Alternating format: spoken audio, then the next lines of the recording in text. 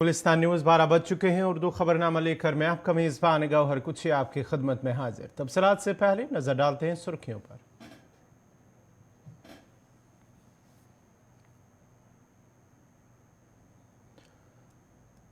अब पेश खबरों की तफसील। दफ़ा 370 मामले पर अदालत उज़्मा में समाअत जारी है। सुप्रीम कोर्ट में जम्मू कश्मीर से मुतल्लिक आर्टिकल 370 की मनसूखी को चैलेंज करने वाली अर्जियों पर यौमिया बुनियाद पर समाअत जारी है और आज 90वें रोज़ समाअत जारी है। चीफ जस्टिस डीवाई चंद्रचूड़ की सरबराही में 5 जजों की आईनी बेंच इस मामले की समाअत कर रही है। बेंच में justice Sanjay Kishan Kaul, justice Sanjiv Khanna, justice B R Gavai और जस्टिस सूर्यकांत भी शामिल हैं। इससे कबल 2 अगस्त को जम्मू कश्मीर में आर्टिकल 370 की मनसूखी को लेकर समाअत शुरू हुई थी। गुज़श्ता रोज़ हुई समाअत के दौरान अदालत उज़्मा ने कहा है कि इसका ख्याल है कि हिंदुस्तानी आईन का जम्मू कश्मीर पर इतलाक़ होता है और हिंदुस्तानी आईन में ऐसी कोई शिक नहीं है जो वहाँ इसके इतलाक़ पर पाबंदी आयद करती हो। चीफ जस्टिस डीवाई चंद्रचूड़ और justice Sanjay Kishan Kaul, justice Sanjiv Khanna, justice B R Gavai और जस्टिस सूर्यकांत पर मुश्तमिल एक बेंच ने कहा है कि जम्मू कश्मीर के आईन का आर्टिकल 5 जाहिर करता है कि हिंदुस्तान आईन तमाम मामलात को छोड़कर सभी मामलों में जम्मू कश्मीर पर नाफिज होगा, जिसके दफात के तहत हिंदुस्तान का आईन पार्लियामेंट को रियासत के लिए कानून बनाने का इख्तियार देता है। जस्टिस चंद्रचूड़ की सरबराही में 5 जजों की आईनी बेंच ने एक वकील से जानना चाहा जो आईन की दफा 370 की मनसूखी पर सवाल उठा रहे थे कि अगर 1957 की तरह हिंदुस्तान का आईन जम्मू कश्मीर में लागू होता रहता है तो उसके हकीकी नताइज क्या होंगे। Your indulgence, and that's not what the applicant has come for. Applicant has come with some other basis, whatever apprehensions may be in the mind, which was not subject matter here, is also allayed by the statement. Why should we, in these 370 proceedings, take up? You yourself says it's a very sensitive area. Why should we take up? We'll just say that the applicant, urging their submissions through Mr. Manish Tiwari, Learned Counsel, has urged that apart from the provisions which are contained in Part 21 of the Constitution pertaining to the state of Jammu and Kashmir, there are special provisions in the Constitution governing the Northeast in the same part. His submission governing the Northeast in the same part. Full stop. Hence, it has been submitted that the interpretation which would be placed by this court on Article 370 may possibly impact upon the other provisions. Full stop. The Solicitor General has submitted on the specific instructions of the Union Government that the Union Government has absolutely no intent to touch or affect any of the special provisions applicable to the Northeast and to any other part of India. Full stop. Next. The reference to the Constitution bench is confined to the provisions of Article 370 of the Constitution. Full stop. There is no commonality of interest between the issues which are sought to be addressed by the intervener and the issues which have been raised in the reference to this Constitution bench. Full stop. In any event, the statement which has been made on behalf of the Union Government would allay any apprehension in that regard. Full stop. We therefore close the IA, which shall stand disposed of. That's an addition to the well-settled principle that in constitutional adjudication, court will not frame a question directly arise for adjudication. They will not stray into all those areas where court need not go into. We'll just say thank you.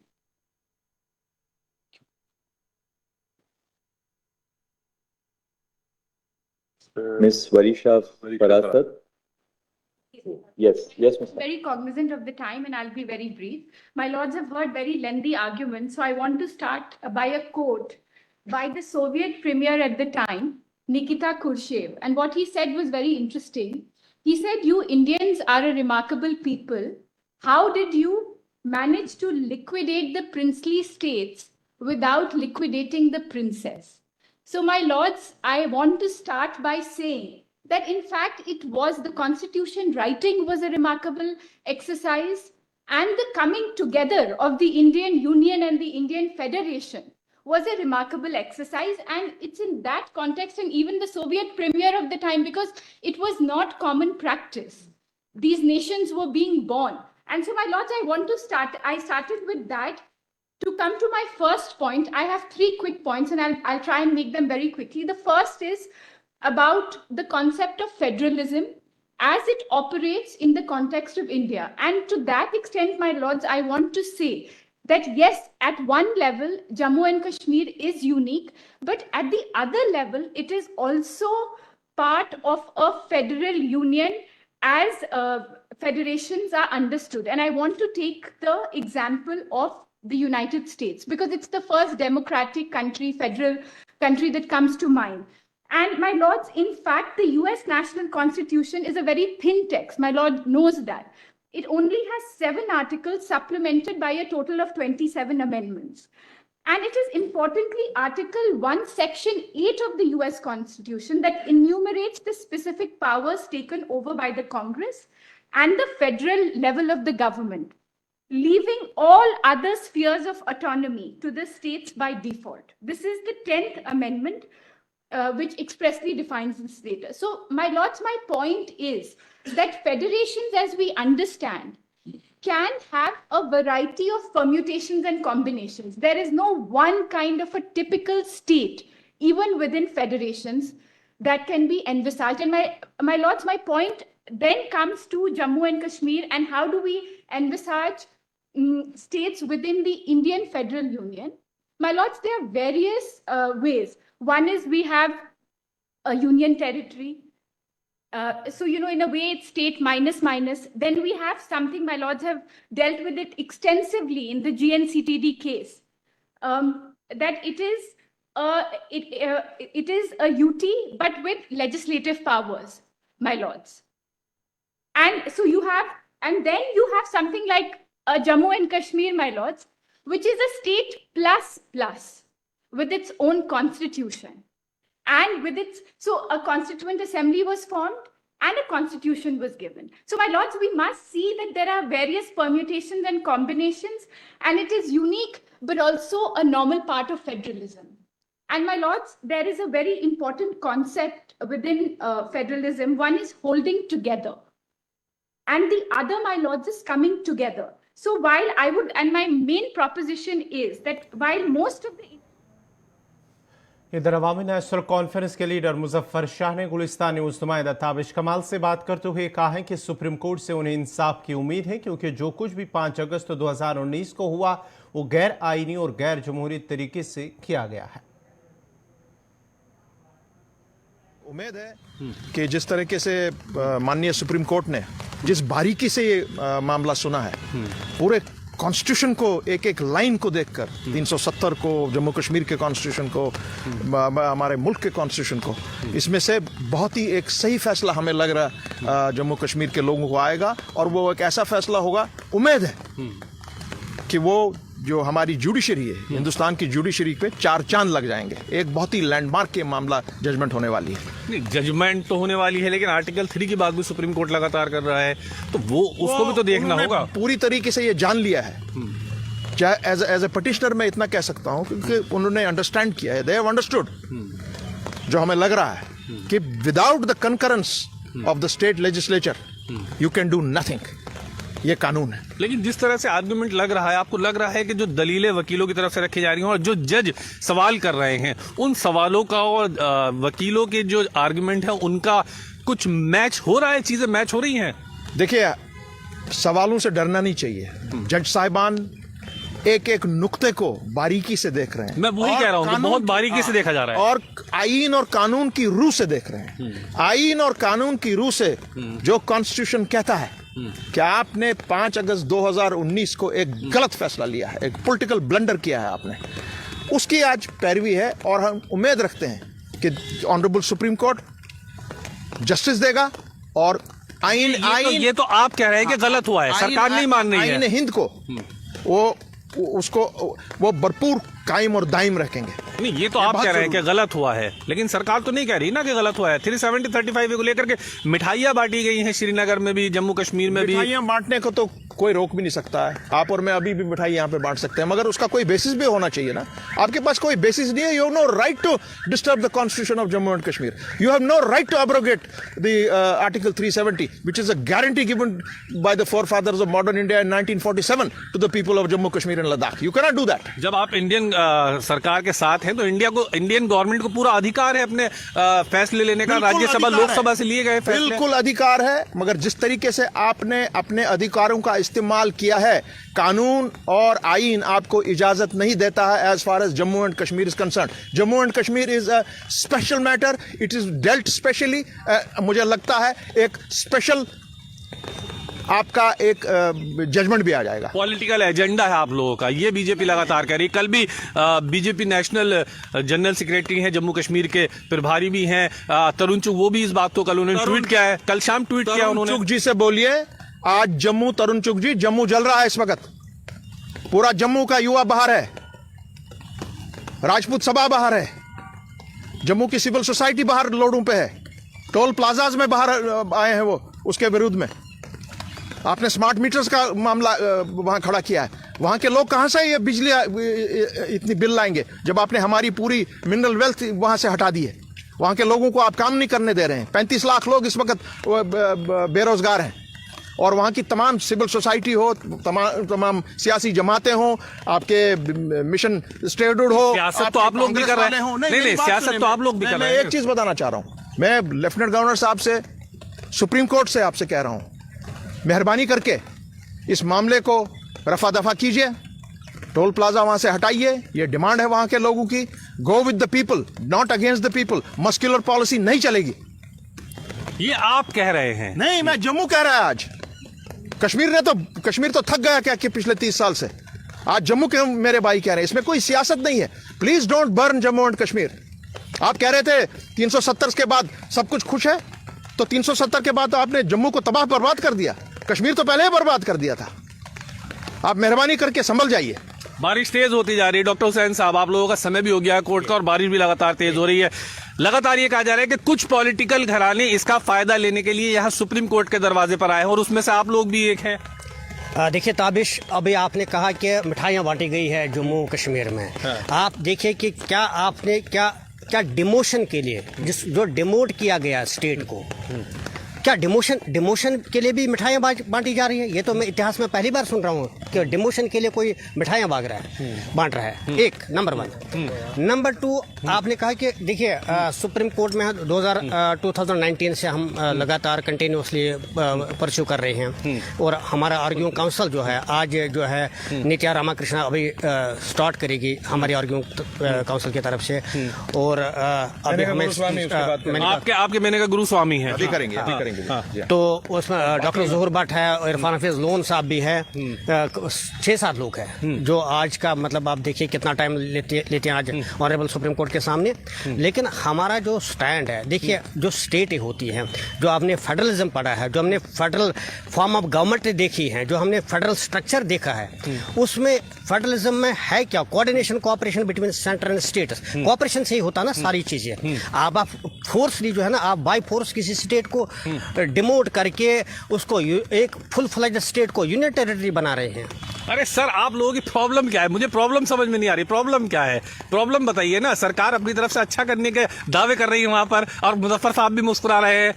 देखिए problem कहाँ, problem तो मैंने आपने problem create की 5 अगस्त 2019 को। वो problem माननीय supreme court सुन रहा है। गवर्नमेंट के हिसाब से प्रॉब्लम नहीं है, प्रॉब्लम नहीं है। पूरा जम्मू कश्मीर आज जुलस रहा है, प्रॉब्लम नहीं है, कैसे कहते हैं आप? देखिए चलिए, अगर प्रॉब्लम नहीं होती तो सुप्रीम कोर्ट में हम खड़े क्यों हैं?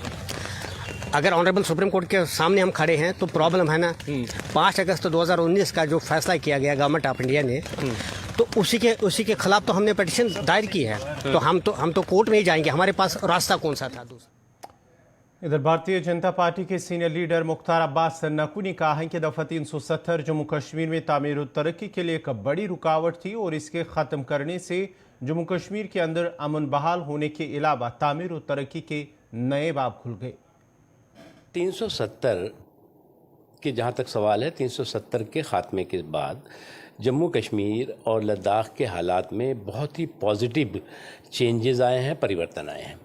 जम्मू कश्मीर और लद्दाख के इलाके ऐसे थे जो केंद्र की जो संसद कानून बनाती थी, चाहे वो रोज़गार के हों, चाहे शिक्षा के हों, चाहे और भी अधिकारों से जुड़े हों, वो लागू नहीं हो पाते थे क्योंकि एक्सेप्ट जम्मू एंड कश्मीर के उसमें एक बाधा थी। उस बाधा को 370 के ख़ात्मे के साथ वो बाधा भी ख़त्म हुई है। अब कुछ लोगों को लगता है कि अलगाववाद और आतंकवाद के कंधों पे बैठ करके या उनको कंधों पे बैठाल करके और सियासत करें, तो ये उनकी सोच है। लेकिन 370 मील अंदर पाताल में जा चुका है। लेकिन सर, जहां आप लोग ये कहते हैं कि 370 का मुद्दा ख़त्म हो चुका है, तभी अपोजिशन लीडर ये कहते हैं कि ये लोग अपने आप को सुप्रीम कोर्ट से बड़ा समझते हैं। देखिए, मुझे लगता है सुप्रीम कोर्ट को स्क्रूटनी करने का अधिकार है, कोई किसी से बड़ा नहीं है, लेकिन पार्लियामेंट जो है सबसे बड़ी है। बहुत शुक्रिया बातचीत करने के लिए। सहयोगी साजिद के साथ मैं ताबिश कमाल, दिल्ली। सरोद टोल प्लाजा को बंद करने की मांग करते हुए जहां युवा राजपूत सभा ने जम्मू पठानकोट हाईवे पर सरोद टोल प्लाजा पर एहतजाज किया है, जिसके बाद कई कारकुनों को गिरफ्तार भी किया गया और कई कारकुनान को कठुआ जेल मुंतकिल किया गया। वहीं इंतजामिया ने सांबा में सरोद टोल प्लाजा के करीब दफा 144 भी नाफिज कर दी है। इंतजामिया की जानिब से कदम अमन अमान की सूरत हाल बहाल रखने की गर्ज से की गई है। वाज़ह है कि युवा राजपूत सभा का मुतालबा था कि हाईवे पर तामीराती काम जारी है और ज़्यादातर सड़कें ख़राब हुई हैं, इसलिए टोल वसूली को मुलतवी किया जाए। उनकी तहरीक को अपोजिशन जमातों और कई दीगर तंजीमों की भी हिमायत हासिल है। LG की यकीन दहानी के बावजूद युवा राजपूत सभा के कारकुनों ने एहतजाज को मुलतवी नहीं किया और तयशुदा शेड्यूल के मुताबिक तिरंगा लेकर लोगों की बड़ी तादाद इसे हटाने के लिए सरोद टोल प्लाजा पर पहुंच गई। युवा राजपूत सभा के मेंबरान ने इंतबाह कर दिया कि जब तक सरोद टोल प्लाजा को हटाने और वहां टोल टैक्स की वसूली को रोकने का सरकारी हुक्मनामा नहीं आता, तब तक उनका धरना जारी रहेगा।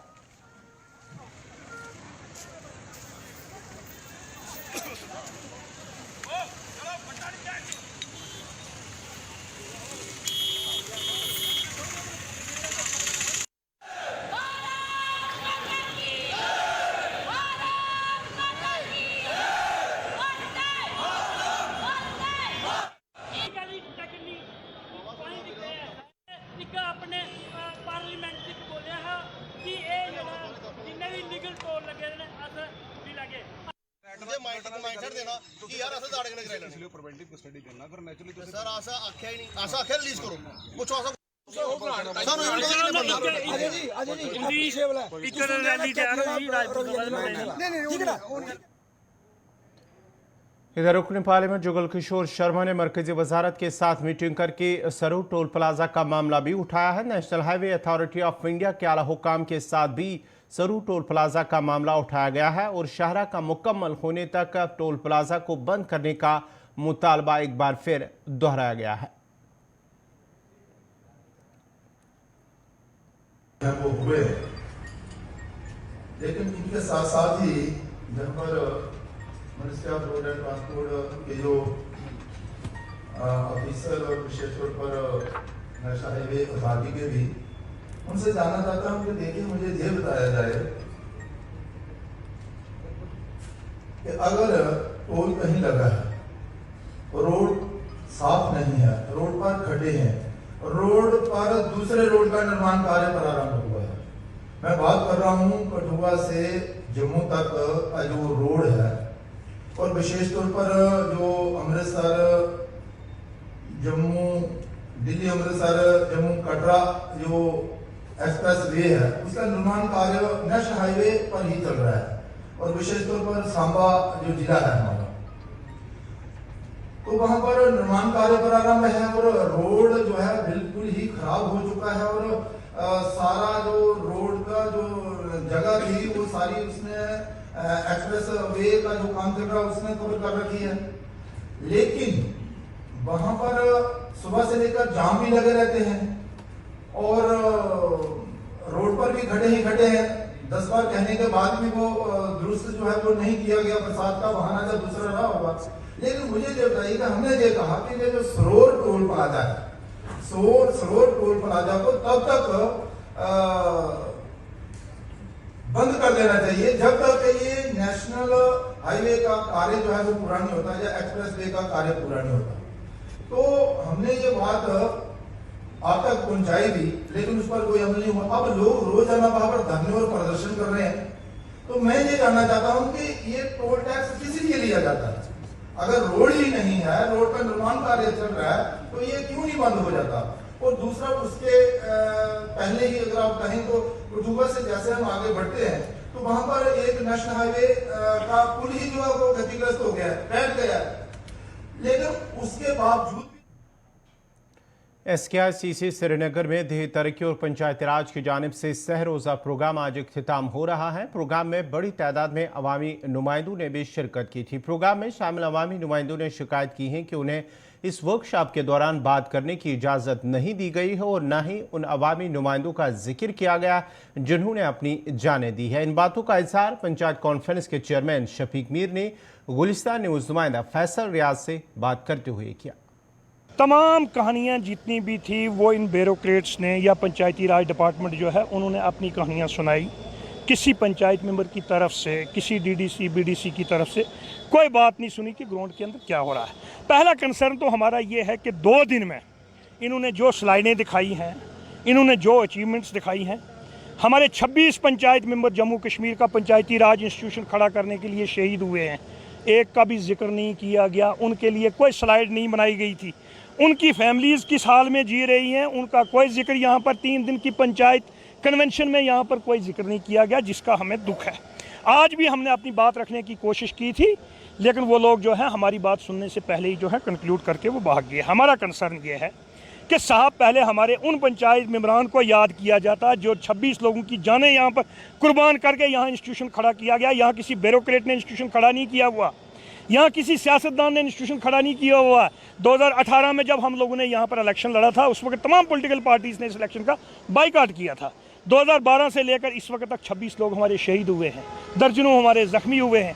इस वक्त पहले ये होना चाहिए था, इस पंचायत कन्वेंशन के अंदर उन तमाम लोगों की तस्वीरें लगाई जाती, पहले उनको याद किया जाता, पहले उनके लिए दवाई मगफरत की जाती और उसके बाद सरकार बताती उनकी फैमिलीज़ के लिए हमने क्या क्या इकदाम उठाए हैं। यह है पंचायती राज की हालत यहाँ जम्मू कश्मीर के अंदर। हम कहते हैं हमें क्या बड़े बड़े दावे आप दिखा रहे हैं। जिन हमारे लोगों ने अपनी जानें यहाँ पर कुर्बान की हैं, उन लोगों के लिए भी, उनकी इज्जत अफजाई के लिए भी आपने एक स्लाइड भी यहाँ पर नहीं चलाई। नंबर 2 इशू हमारा ये, आपने पंचायतों की जहाँ तक बात करते हैं 50,000 और 20,000 का काम अगर पंचायत के अंदर होता है, उस पर भी आप लोगों ने टेंडर लगाए, तो आपने कम से कम पिछले 1 साल में 50 या 60 करोड़ रुपया आपने खर्च किया है पंचायत के एक्सपोजर टूर्स पर या इन कॉन्फ्रेंस पर। इनके लिए टेंडर क्यों नहीं किए? इनके लिए कौन से टेंडर आपने इनवाइट किए? आपने कौन सी ट्रैवलिंग एजेंसी के टेंडर इनवाइट किए थे जिस ट्रैवलिंग एजेंसी ने टूर करवाए पंचायत मेंबरों को? आपने कौन से होटलों के लिए टेंडर इनवाइट किए थे जिन होटलों में हमारे लोग वहाँ पर पूरे हिंदुस्तान में ठहरे जाकर? आपका मतलब है जो काम आपको करने पड़े उसके लिए टेंडर निकाले जाते हैं? आपका नहीं, मतलब यह कि जो गांव की डेवलपमेंट के लिए काम, आपको छोटा सा कोचा अगर गांव के अंदर साफ करना 20,000, उसके लिए भी टेंडर निकालना है। लेकिन यहाँ 60 करोड़ रुपया खर्च किया गया कैपेसिटी बिल्डिंग और एक्सपोजर टूर्स पर, इसके लिए कोई टेंडर नहीं निकाले गए। इसका हिसाब हम मांगना चाहते हैं इनसे, साहब इसके लिए टेंडर क्यों नहीं निकाले गए? इस वजह से हमारा पहला कंसर्न ये था, हमारे पंचायत मेंबरान जिन्होंने अपनी जान का नजराना दिया हुआ उनको याद नहीं किया गया। 60 करोड़ रुपए किस पे खर्च हुए? हम ये कहते हैं कि हम एग्जैक्ट फिगर आपको नहीं बता सकते। 1 साल से एक्सपोजर टूर जिसको बोलते हैं पंचायत मेंबरान को, जिनमें DDC BDC सरपंचेस पंचेस, जिनको पूरे हिंदुस्तान की रियासतों में घुमाया गया एक्सपोजर टूर के नाम पर, ट्रेनिंग के नाम पर, हम ये कहते हैं कि उस पर जो पैसा आपने खर्च किया उसके लिए आपने कौन से टेंडर इनवाइट किए? आपने जो ट्रांसपोर्ट हायर किया था उसके लिए कौन से टेंडर आपने जो है इनवाइट किए थे? जिन होटलों में लोगों को ठहराया उसके लिए कौन से टेंडर आपने किए थे? इस इतने पैसे पर आपने कोई टेंडर नहीं किया, लेकिन गांव की डेवलपमेंट की खातर अगर कहीं पर 10,000 का काम भी करना है उसके लिए भी आपने टेंडर प्रोसेस रखा हुआ है, जो आपने होने नहीं दिया। हम इसकी तहकीकात भी LG साहब से चाहते हैं। LG साहब ये देखिए कि ये जो एक्सपोजर टूर्स के नाम पर, कैपेसिटी बिल्डिंग के नाम पर जो करोड़ों रुपया खर्चा गया है, इसके लिए कौन से टेंडर इनवाइट किए गए हैं? ये एक बहुत बड़ा स्कैम है जिसकी हम तहकीकात चाहते हैं। शफीक साहब, कल यूनियन मिनिस्टर भी यहाँ पे था, एलजी साहब यहाँ पे थे, आज बड़े बड़े ब्यूरोक्रेट्स थे, क्या आपने उनके साथ ये मसला? देखिए, पहली बात यह है कि कल जब यूनियन मिनिस्टर साहब यहाँ पर थे या एलजी साहब थे, पहले इनागुरेशन डे था, इनागुरेशन डे में हम ये देखना चाहते थे ये लोग क्या क्या करते हैं। उस वक्त हम कोई बदमज़गी करना नहीं चाहते थे, हमें यकीन था कि आज के दिन जो है पंचायत मेंबर्स की बात सुनी जाएगी, उनको बोलने का मौका दिया जाएगा। आज भी उनको बोलने का मौका नहीं दिया गया। उसके बाद जब आज कंक्लूड हो गया, यहाँ का फंक्शन कंक्लूड है, कल आने वाले दिन फील्ड विजिट होगा। आपको बोलने का मौका नहीं दिया गया? किसी भी नंबर को अंदर कोई भी जो है बात रखने, अपनी बात रखने का कोई मौका नहीं दिया गया। अच्छा, आखिर में जानना चाहेंगे कि लगातार जो है ये दावा किया जा रहा है कि हमने पंचायत इलेक्शन यहाँ पे कराए, डेवलपमेंट हमने की। आपको लगता है कि आपके ज़रिए या जो आपके साथ बाकी आपके ज़रिए डेवलपमेंट हुई है जम्मू कश्मीर? देखिए, जहाँ तक मैं आपको बताऊँ, पब्लिक रिप्रेजेंटेटिव या पब्लिक रिप्रेजेंटेटिव का जो इंस्टीट्यूशन है वो इस वक्त पंचायत ही है जम्मू कश्मीर के अंदर, इन्हीं के थ्रू होना। लेकिन एक जो है टेक्निकल तरीके से, टैक्टफुल तरीके से इस इंस्टीट्यूशन को फेल करने की कोशिश की गई है ब्यूरोक्रेट्स की तरफ से। वो इसको काम उस तरीके से नहीं, मैंने आपको एक मिसाल दी है, आपको 20,000 का काम गांव के अंदर करना, उसके लिए टेंडर करना है। आपने करोड़ों रुपया खर्चा है कैपेसिटी बिल्डिंग पर, इसके लिए टेंडर क्यों नहीं किए? हमारा सीधा सवाल है, सिंपल सा। ट्रांसपेरेंसी चाहते हैं। ट्रांसपेरेंसी तो और क्या हम चाहते हैं? हम ये कहते हैं कि ये फ्रॉड हमें ना दिखाया जाए। हमारे 26 लोगों ने अगर अपनी जान दी है, उनकी एक स्लाइड भी यहाँ पर चलाते, उनको भी याद कर लेते। जिन लोगों के नाम पर ये इंस्टीट्यूशन खड़ा हुआ है जम्मू कश्मीर के अंदर, ये किसी ब्यूरोक्रेट ने खड़ा नहीं किया है, ये किसी पॉलिटिशियन ने यहाँ खड़ा नहीं किया, हमारे लोगों ने अपनी जानों के नजराने देकर यहाँ पर इंस्टीट्यूशन खड़ा किया हुआ है। ये याद रखनी चाहिए बात। ये पंचायत कॉन्फ्रेंस के प्रेसिडेंट शफीक मीर साहब, जिन्होंने कहा कि जिन लोगों ने जाने दी है इस इंस्टीट्यूशन को खड़ा करने में, उनके लिए कोई खराज अकीदत यहाँ पे पेश नहीं किया गया, उनका नाम नहीं लिया गया। और उसके साथ साथ इनका ये मानना है कि जहाँ जितने दिनों से यहाँ पे टूर चल रहा है, यहाँ पे करोड़ों रुपए इस पर खर्च किया जा रहा है, लेकिन इसके लिए टेंडर क्यों नहीं निकाला जाता है? खाली जब हम 10,000 रुपये या 50,000 रुपये का काम किसी गाँव में करना चाहते हैं, वहाँ पर सड़क बनाना चाहते हैं या कोचा बनाना चाहते हैं, उसके लिए टेंडर निकाले जाते हैं, लेकिन बड़े बड़े पैसों के लिए टेंडर क्यों नहीं निकाले जाते? इस बीच बड़ा जो इनका सवाल है वो यही है कि 26 लोगों ने अभी तक, 26 PRIs ने अभी तक इस इंस्टीट्यूशन के लिए जान दिया, जिनको मारा गया, लेकिन उनका कहीं पे कोई नाम ही नहीं था। इतनी बड़ी कॉन्फ्रेंस यहाँ पे थी, लेकिन वहाँ पे उनका नाम ले लिया गया, उनको किसी तरह का कोई खराज तहसीन पेश नहीं किया गया। और इसके साथ साथ हमें यहाँ पे बुलाया गया था, लेकिन हमें बोलने का मौका नहीं मिला, किसी भी PRI को बोलने की इजाज़त नहीं गई, किसी को बोलने का मौका नहीं दिया गया। आप हमारे साथ बने रहिए। दीजिए मेरे कैमरामैन समीर वानी और मुझे इजाज़त, देखते रहिए। श्रीनगर स्मार्ट सिटी के तहत अवामी और सयाहती मकामात पर मकामी रिहायशियों, सैलानियों और सयाहों को इंटरनेट तक रसाई फराम करने के लिए श्रीनगर में फ्री वाईफाई इंटरनेट सर्विस शुरू किया जा रहा है और इस हवाले से कई मकामात पर जोन्स कायम किए गए हैं। यह इकदाम जम्मू कश्मीर के लेफ्टिनेंट गवर्नर मनोज सिन्हा की हिदायत और स्मार्ट सिटी मनसूबे के तहत उठाया गया। श्रीनगर में अब कई ऐसे मकामात हैं जहां मकामी रिहायशियों, सैलानियों और सयाहों को फ्री वाईफाई इंटरनेट सर्विस की सहूलत फराम हो रही है। श्रीनगर में कई सयाहती मकामात की निशानदी हो चुकी है जहाँ ये सहूलत फराम की जा रही है। डिजिटल मवासलाती राब्ते को बढ़ाने और श्रीनगर में डिजिटल शमूलियत को फ़रोग देने की तरफ ही एक अहम कदम तस्वुर किया जा रहा है। एक तो हम लोगों ने काफ़ी सारे एरियाज़ में, जैसे रिवर फ्रंट है या लाल चौक, हमारा पोलो व्यू, रेजेंसी रोड, इसी तरीके से इवन जो डल का एरिया है वहाँ के लिए वाईफाई, पब्लिक वाईफाई सिस्टम का एक प्रोजेक्ट लिया हुआ है। इसमें ऑलरेडी जो है टेंडर फ्लोट किया गया था। Initially we did not get much response to the tender, now it has been again refloated. So idea ये है कि शहर में जब एटलीस्ट जो पब्लिक प्लेसेस हैं जहाँ पे लोग जमा होते हैं, इकट्ठा होते हैं, वहाँ पे इजीली बच्चों के पास या जो हमारे यूथ अक्सर वहाँ बैठते हैं, तो they should be able to use wifi in the city. In fact tourist भी जो है काफ़ी हद तक इसको यूज़ करते हैं, उनके लिए भी बड़ा आसान हो जाता है ये। सो उसी पर्सपेक्टिव से this has been done. We are trying to work on a single sign on basis कि आपने एक बार लॉगिन किया है तो फिर हर जगह आपको बार बार लॉगिन करने की ज़रूरत नहीं पड़े, ऑटोमेटिकली अपना फ़ोन वो डिटेक्ट कर पाए। So we are hopeful that अगले कुछ महीनों में we will be able to launch it and roll it out. क्योंकि हमने रीटेंडर इसको किया हुआ है, so as soon as our tender gets finalised, तो कोशिश कर रहे हैं कि अगले महीने, 1.5 महीने भर में अक्रॉस द सिटी ये चालू हो जाए। इसके बगैर हम लोगों ने जो रिवर फ्रंट है और जो ज़ीरो ब्रिज है वहाँ पे ऑलरेडी इंस्टॉल किया हुआ है। वहाँ already we have installed the WiFis there which is working. वो हमने ऑलरेडी वहाँ पे लगा दिया है। दिस इज़ नाज़रीन, इसी के साथ ही उर्दू खबरनामा इख्तिताम पज़ीर हुआ चाहता है। अपने मेज़बान गौहर कुछ को इजाज़त दीजिए। अल्लाह हाफ़िज़।